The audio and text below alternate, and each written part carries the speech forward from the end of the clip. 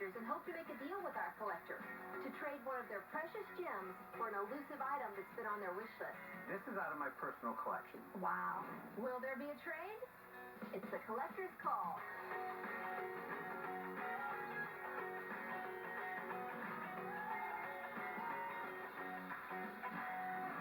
Today on Collector's Call, I'm visiting Al Sorensen.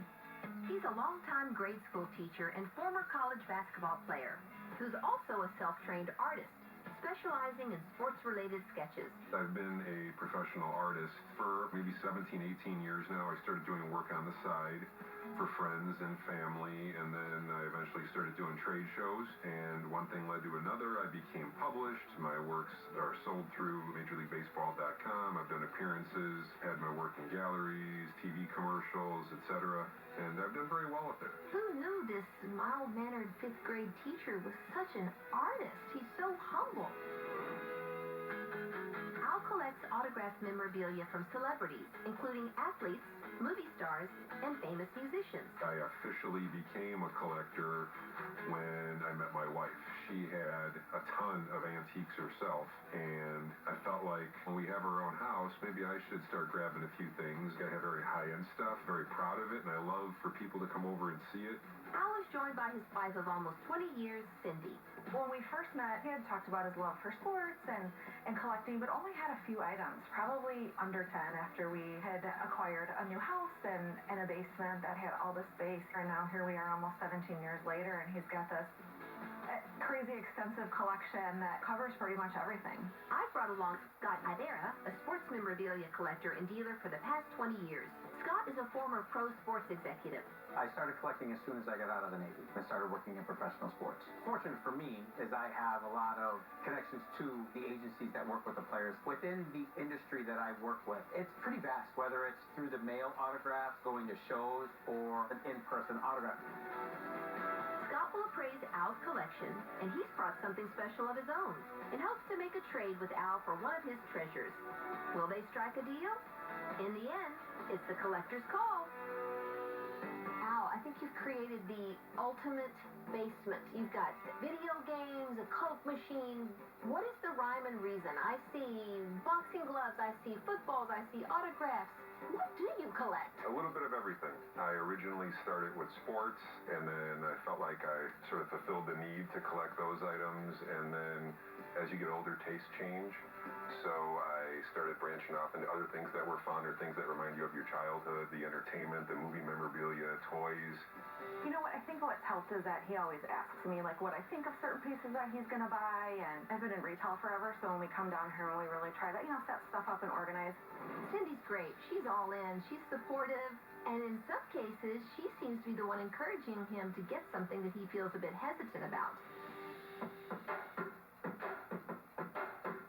One of Al's sketches is prominently featured in his collection because it was autographed by one of the greatest athletes of the 20th century, His Airness Michael Jordan. So you've met Michael Jordan a number of times. I have. I was lucky enough to work at his basketball camp for 6 years. One of the last years that I was there, I was standing in the doorway as Michael walked in with his entourage, and he stopped and he looked at me. He goes, "You're a big guy." And he said, "You're on my team." So there was a dead ball. I got into the game, and I didn't know who I was supposed to guard. So I grabbed the nearest guy next to me. A couple plays later, he ended up scoring, and Michael decided to come over and tell me in so many words that I screwed up. Michael Jordan, was cussing me out pretty good. What a great story. Playing basketball with Michael Jordan. Getting cussed out by Michael Jordan. One of the perks of being a coach was we all got an autograph. So I wanted to get a piece of my artwork signed, and I'm very glad I did. And he really liked it when he signed I it. bet. The Michael Jordan drawing that I did was the first major piece that I added to my collection. I knew when I did it, it was always going to be in my personal collection. The signature on there looks absolutely perfect. He thought it was really nice. He goes, "This is really great. This is really, really nice." I'm surprised he didn't just ask if he could take it home with him. Well, I'm proud of it, and it's as you can see, it's a beautiful, nice, large signature, which you don't see too often, so it makes it even more special. Right. So how special is this? There's nothing else like it out there. So it makes it very unique. It makes it very valuable. Michael Jordan just doesn't sign for everybody out there. He's very rare and very hard to get. He's represented by Upper Deck, so you'll see on the bottom corner, you'll see an Upper Deck authentication sticker on it. So that means this piece is 100% legit. So how much would something like this go for? This piece could go anywhere between $5,000 to $10,000. Wow. That's impressive. It's a really, really unique piece. There's been a lot of work put into it by Al, and I think that to the right buyer, that piece could bring some substantial money. I was surprised but very happy to hear that it was worth that, considering the amount of time and effort that went into that individual piece. Next on the agenda, we check out memorabilia from a powerhouse Hollywood franchise, Sylvester Stallone's Rocky. These pieces were autographed by the director and star himself and other members of the cast for a total TKO. One of my favorite pieces, I'm a huge Rocky fan. And the reason I purchased this is about 2 years ago, Heritage Auction had an auction of all of Stallone's private memorabilia. This is a nice replica that I was able to get. I love the color. It had the Italian stallion on it. The autograph is just absolutely beautiful because it's such nice handwriting, and it's huge, and you can see the entire signature. And then I also have the two gloves down there as well. The one on the left is signed by Stallone. The one on the right is signed by Carl Weathers, who played Apollo Creed. My favorite part is the two boxing gloves. Having Sylvester Stallone, Rocky, and Carl Weathers, Apollo Creed. They're duking it out in the shrine. Recently, I was able to purchase a replica belt. It's almost exactly like the original one he wins when he becomes the heavyweight champ. Sort of completes my collection. The Sylvester Stallone is authenticated by PSA. The other ones are authenticated by reputable celebrity authenticators as well. It has great value. So how much do you have invested in all of this? Well, about $2,000 total for all 4 items is what I paid over the years. These were already pre-signed when you bought them? Yes, they were already pre-signed. So if you were to sell this entire collection, how much could he get for it? The collection total could sell for anywhere between $8,000 to $10,000. I know Scott had said what he thought they were worth. That might be a little high. I think as a whole, I could double or triple my money on that if you get the right person who really loves Rocky. Coming up on Collector's Call, we'll see an autographed memento from one of the great events in U.S. Olympic history. Miracle on Ice, what a treasure this is. And later, our appraiser Scott will make a trade for one of Al's most prized items. That is the holy grail for any Cubs fan. That is gold. Can I hold it, please? I'm with artist and teacher Al Sorensen, his wife Cindy, and their impressive collection of autographed celebrity memorabilia. I brought along fellow collector Scott Ibarra, who will praise Al's sizable collection. And soon, Scott will make a trade offer for a prized item in Al's incredible basement. When people come down in the basement, without exaggerating, the first word is usually wow. I couldn't get a feel for really what it was he collected, because he collects a little of a lot. And then you realize everything is autographed. So that's the connector. It's a miracle. No sports collection is complete without a marker of this era's defining event, and Al's wouldn't be either. His 1980 U.S. Olympic hockey jersey is on a pedestal by itself, a tribute to the group of underdogs that won it all. It is one of my favorite pieces, one of the greatest upsets in sports history. It's an amazing piece. You had a bunch of 19, 20, 21-year-old kids who went in and played a tested Soviet team. They're the equivalent of the NHL players. And it's another iconic moment in American history. I got it from a friend of mine who knew a dealer who had done a signing with all the players. It's got every player on here with the exception of the coach, Herb Brooks, who had passed away. And I think I paid $325 for it. And I asked Cindy, and she said, yeah, there's not even a question. You go get it now. The Miracle on Ice jersey is one of the reasons I love this show, because you see it and immediately it brings you back to that moment. And it's a moment from your childhood, or when your whole family's gathered around, or in this case, when a whole nation was. I just love that, the clean lines that are in it and how it's framed very nicely. To come across a piece like that, to have all the signatures, I just feel like you don't see those type of jerseys very often. That's a lot of famous signatures there. That's a steal right there. The unfortunate thing is some of these guys have passed away. So when you attend signings now, you're not getting all 20.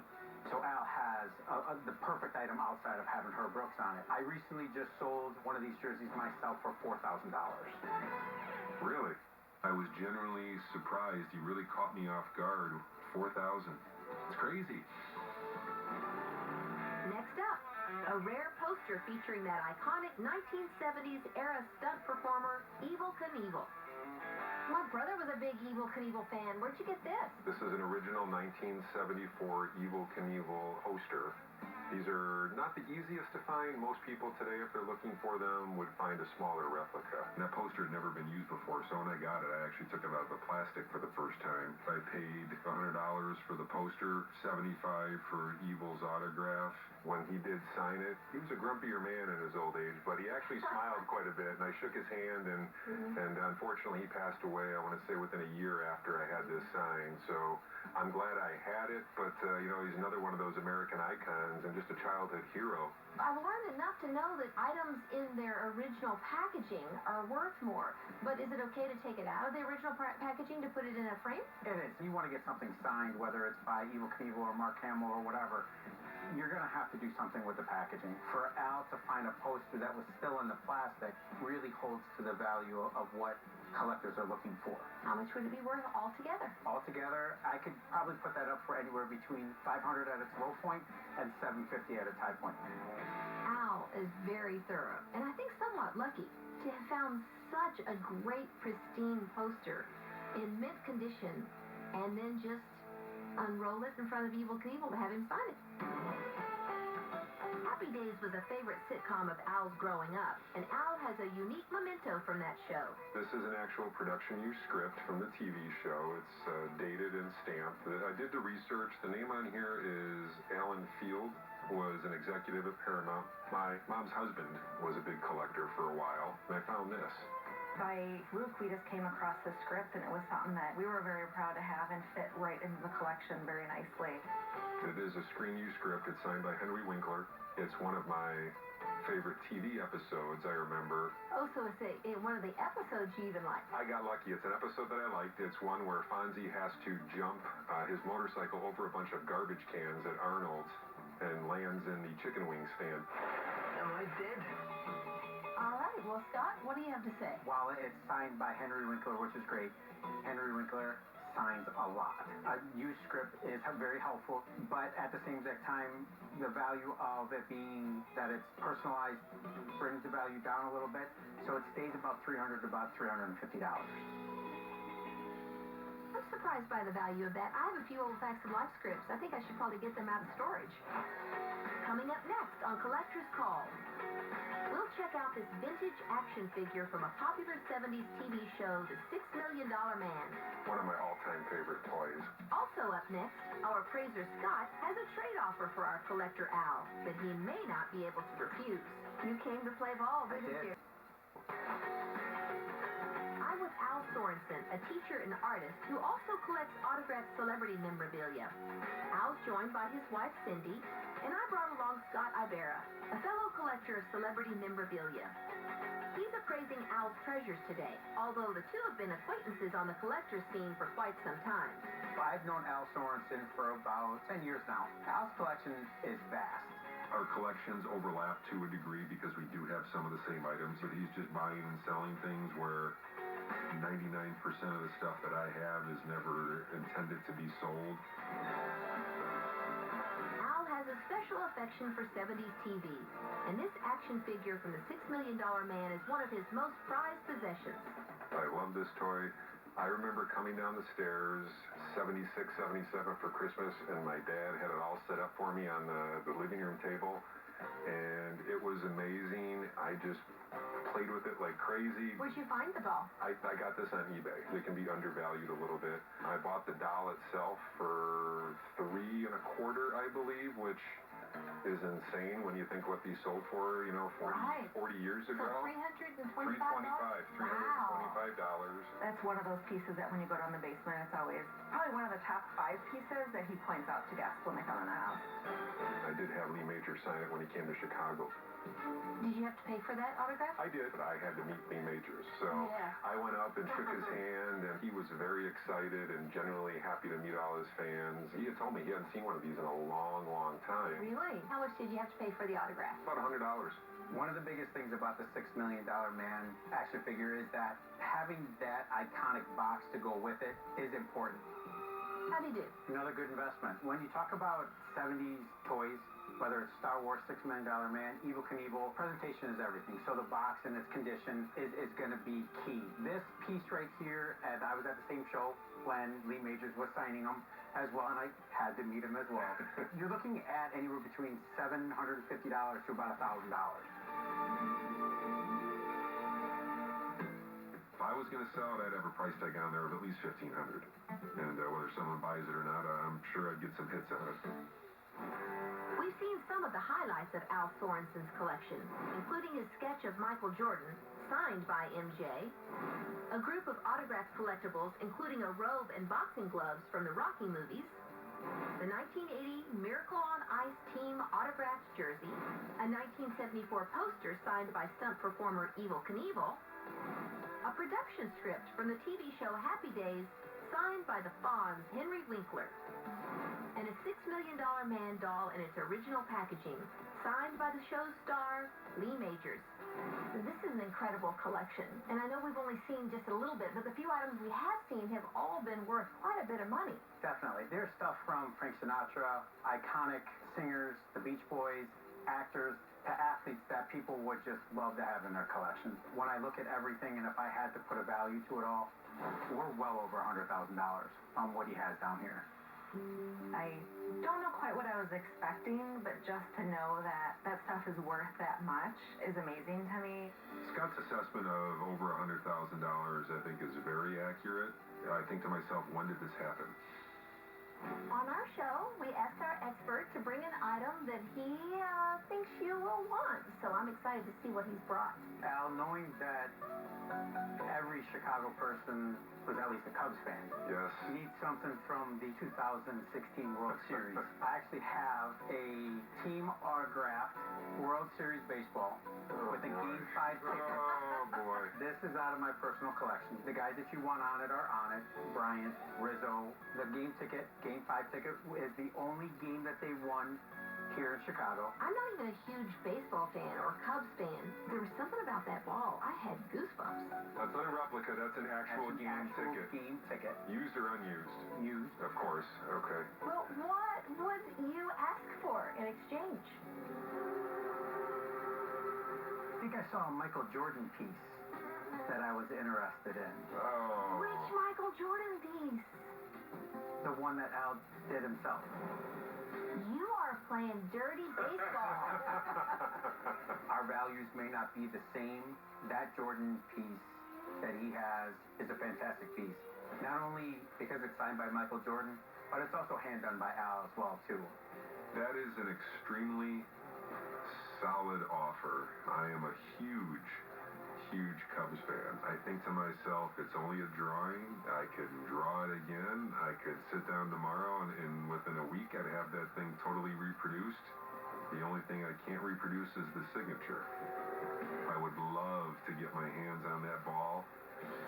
Well, I think we're going to have to ask both of you about this. And do you need a little time to confer? I think we do. Okay, go ahead. Talk amongst yourselves there. You think they're going to do it? I hope we do it. Coming up on Collector's Call, will Al take a swing at Scott's trade offer? Waited 100+ years for this. Just trying to rub it into me, Scott, aren't you? Here on Collector's Call, our appraiser Scott Ibarra has just suggested a trade with our collector Al Sorensen. He'll give Al a game ticket and baseball from the 2016 World Series, autographed by the team that won the World Series for the first time since 1908, the Chicago Cubs. This in exchange for Al's sketch of Michael Jordan, which was autographed by number 23 himself. I'm a crazy diehard Cub fan, and I think back to 84 and 89 and 98 and all the years they went to the playoffs and thinking this is going to be the year, and then they never did it, and this is never going to happen in my lifetime. And now, it still sometimes seems like it hasn't happened, and there's the ball. I mean, this is a tough one. It's hard. He pulls out the baseball, and I have goosebumps.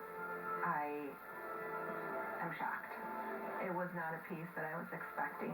I know my drawing is, in terms of a dollar amount, is worth a lot more than the ball and the ticket stub, but you can't put a price on emotion, and that thing just pulls at my heartstrings because you just want to have it. I don't know what Al's going to do. I think it could be yes because I know he's a huge Cub fan, but I also know what some of his collection means to him, and certain pieces, my rule of thumb is while everything's for sale, if it's up on my wall, it's going to take a lot for me to sell something within my own collection.